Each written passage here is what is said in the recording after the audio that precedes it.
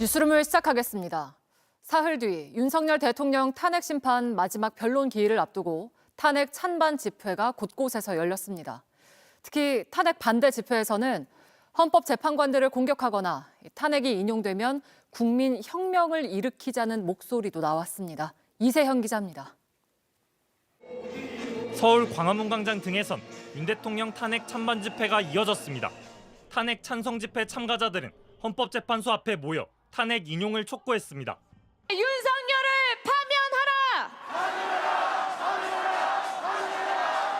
우리나라의 헌정 질서를 위해서 그냥 집에만 있으면 안 된다고 생각이 들어서 이렇게 헌법 질서를 무시한 채 계엄을 이렇게 하신 게 잘못이 아닐까.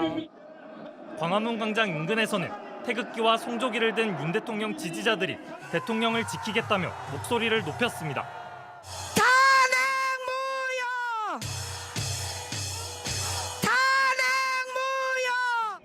헌법재판관을 공격하는 발언도 나왔습니다. 문행매를 밟아! 이리선을 밟아! 윤 대통령 탄핵이 인용되면 받아들이지 말자고 선동하기도 합니다.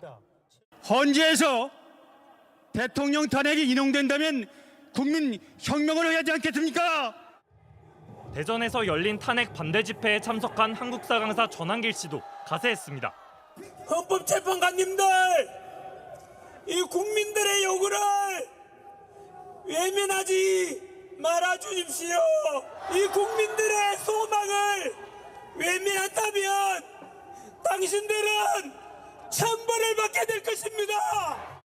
경찰은 집회가 열리는 장소 인근 도로를 통제하는 등 교통관리에 나섰고 버스 차벽을 세워 만일의 사태에 대비했습니다. JTBC 이세현입니다. 국민의힘은 홍장원 전 차장과 곽종근 전 사령관 진술의 신빙성도 계속 공격하고 있습니다. 윤 대통령 탄핵 심판의 핵심 증거이자 증언이기 때문에 두 사람의 진술을 계속 문제 삼는 걸로 보입니다. 안지현 기자입니다.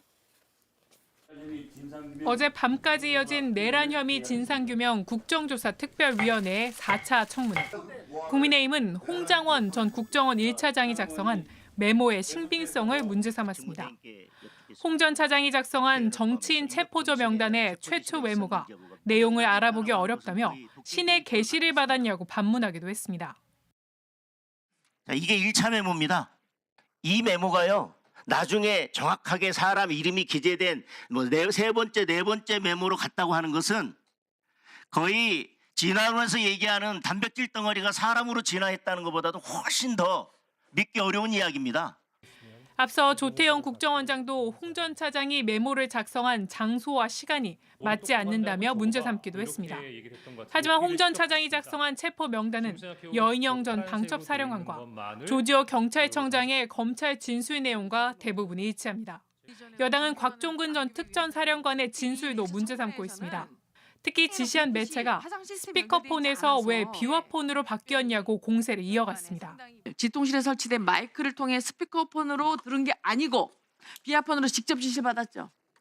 다만 곽 전 사령관의 진술 내용은 시종일관 다르지 않습니다.